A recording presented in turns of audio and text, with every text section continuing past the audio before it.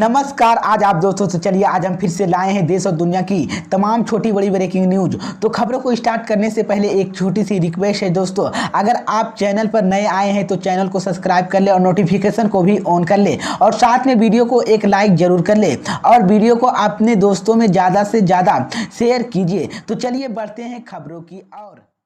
इसी बीच पर दोस्तों अगली खबर की औरतों की चुनाव आयोग का बड़ा ऐलान। त्रिपुरा में 16 फरवरी, मेघालय और नागालैंड में 27 फरवरी को वोटिंग, 2 मार्च को आएंगे नतीजे। जी हां दोस्तों, आपको बता दें ये बड़ी खबर सामने निकल कर आई दोस्तों की चुनाव आयोग ने त्रिपुरा, मेघालय और नागालैंड में विधानसभा चुनाव के लिए आज तारीखों का ऐलान कर दिया।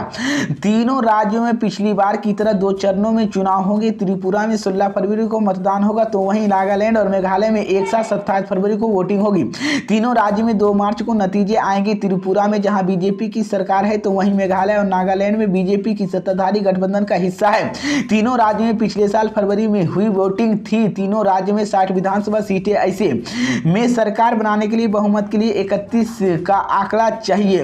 इस बीच नागालैंड में 2315, मेघालय में 3482 और त्रिपुरा में 3328 बूथ है। स्कूलों में बने सभी बूथों पर टॉयलेट्स, बिजली, बैठने के लिए कुर्सी, टेबल, फर्नीचर बनाए जाएंगे।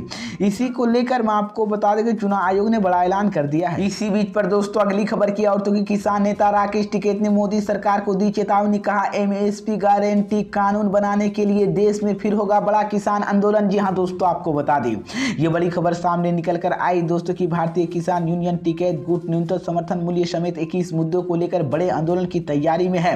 राष्ट्रीय प्रवक्ता राकेश टिकैत ने धान खरीद में बिचौली के हावी होने पर आरोप लगाते हुए बड़े आंदोलन की बात कही है।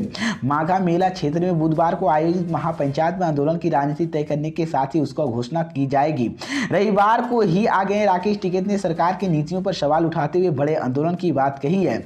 उनका कहना था कि किसानों की न्यूनतम समर्थन मूल्य लाभ नहीं मिल रहा है और बेचारे किसानों की धान लेते हुए और वहीं क्रय केंद्रों पर बीच दे रहे, इसमें अवसर भी मिलेंगे। राकेश टिकैत ने कहा कि एमएसपी की गारंटी के लिए पूर्व से भी बड़ा आंदोलन खड़ा करना होगा, इसके लिए तैयारी की जा रही है। उन्होंने बताया कि बुधवार को आखिरी दिन पंचायत में 6 महीने तक चलने वाले आंदोलन एवं अन्य गतिविधियों की घोषणा की जाएगी।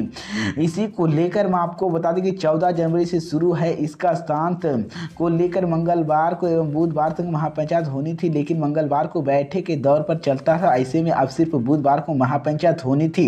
इस बीच किसान नेता राकेश टिकैत ने बड़ा ऐलान कर दिया है। इसी बीच पर दोस्तों अगली खबर की ओर की राहुल गांधी ने मोदी पर बोला बड़ा हमला। कहा देश में बढ़ती जा रही है बेरोजगारी, महंगाई और आर्थिक असमानता, इसके खिलाफ है भारत जोड़ो यात्रा। जी हां दोस्तों, आपको बता दें ये बड़ी खबर सामने निकल कर आई दोस्तों की कांग्रेस सांसद राहुल गांधी ने पंजाब के होशियारपुर में भारत जोड़ो यात्रा के बीच प्रेस में बात की है। राहुल गांधी ने कहा है कि भारत जोड़ो यात्रा के 4 महीने से ज्यादा हो गए हैं। यात्रा कन्याकुमारी से शुरू हुई और अब पंजाब से निकल रही है और कल हम हिमाचल प्रदेश में होंगे। पदयात्रा के मकसद हिंदुस्तान में जो नफरत फैलाई जा रही है, हिंसा फैलाई जा रही है, इसके खिलाफ खड़ा होना है। देश में बेरोजगारी, महंगाई और आर्थिक असमानता बढ़ती जा रही है, उसके खिलाफ हमने यह यात्रा शुरू किया और यह यात्रा बहुत सफल रही है।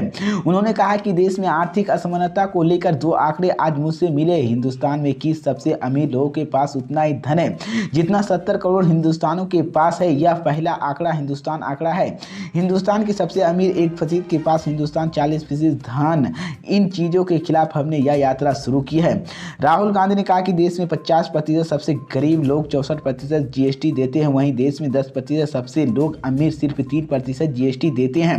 इसी को लेकर कांग्रेस के पूर्व अध्यक्ष राहुल गांधी ने कहा कि देश में आज भी संस्थाओं और बीजेपी आरएसएस के कंट्रोल है। इसी बीच पर दोस्तों अगली खबर की ओर की लखीमपुर खीरी हिंसा आरोपी आशीष मिश्रा की जमानत का यूपी सरकार ने किया विरोध। कहा इसे गलत मैसेज जाएगा। जी हां दोस्तों, आपको बता दें ये बड़ी खबर सामने निकल कर आई दोस्तों की उत्तर प्रदेश की योगी आदित्यनाथ सरकार ने लखीमपुर खीरी हिंसा मामले के आरोपी और केंद्रीय मंत्री अजय कुमार मिश्रा टेनी के आशीष मिश्रा की जमानत पर सुप्रीम कोर्ट में विरोध किया है। सुप्रीम कोर्ट में सुनवाई के दौरान यूपी सरकार ने गुरुवार को कहा कि यह एक घिनौना और गंभीर अपराध है। अगर इस केस में आरोपी आशीष मिश्रा को जमानत दी जाती है तो इससे समाज को गलत संदेश जाएगा। आशीष मिश्रा केंद्रीय मंत्री अजय कुमार मिश्रा के बेटे हैं और उत्तर प्रदेश सरकार की वकील गनिया प्रसाद सुप्रीम कोर्ट की जस्टिस सूर्या सूर्यकांत और जस्टिस जेके महेश्वरी पीठ के सामने पेश हुई और लखीमपुर खीरी हिंसा की ये घटना एक गंभीर अपराध है। उन्होंने यह भी कहा कि एक गंभीर और घिनौना अपराध, इसमें समाज में गलत मैसेज जाएगा। दरअसल 3 अक्टूबर 2021 को उत्तर प्रदेश के लखीमपुर खीरी में हुई हिंसा की घटना 8 लोगों को जान चली गई थी। वो समय जब किसान अपने इकेलाव में यूपी में तत्कालीन डिप्टी सीएम केशव प्रसाद मौर्य के दौरों विरोध कर रहे थे। उत्तर प्रदेश पुलिस द्वारा दर्ज की गई एफआईआर के मुताबिक एक यूपीए के 4 किसानों को कुचल दिया गया और एसयू आरोपी आशीष मिश्रा की सवार था। इसके बाद घटना गुस्सा किसानों की एसयूए के ड्राइवर और बीजेपी के 2 कार्यकर्ताओं को कथित तौर पर पीट कर हत्या कर दी गई थी और इस घटना में एक पत्रकार की जान गई थी। इससे हिंसा के इस केस में केंद्रीय मंत्री अजय मिश्रा के बेटे आशीष मिश्रा समेत कुल 13 लोगों के खिलाफ मुकदमा चल रहा है। कुल 13 अभियुक्तों भारतीय दंड संहिता धारा 147 व 149 गायन कानून में जमराव शामिल किसी सदस्य द्वारा अपराध किया जाना है।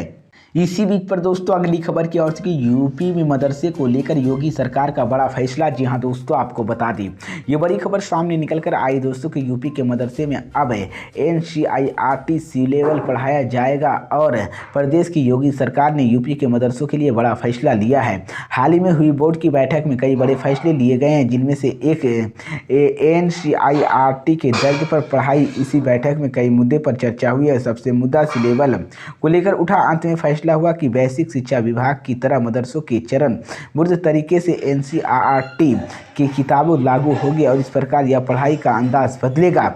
इससे सिलेबस को लागू करने के बाद किसी प्रकार की कोई समस्या ना हो, यह सुनिश्चित करने के लिए यूपी मदरसा बोर्ड के शिक्षकों को ट्रेनिंग दी जाएगी और उन्हें सिखाया जाएगा कि NCERT की किताबों से पढ़ाई कैसे कराना है। बैठक में कई तरह के मुद्दे पर चर्चा हुई, लेकिन national child's rights protection commission की इस मांग के सिरों पर खारिज कर दिया गया।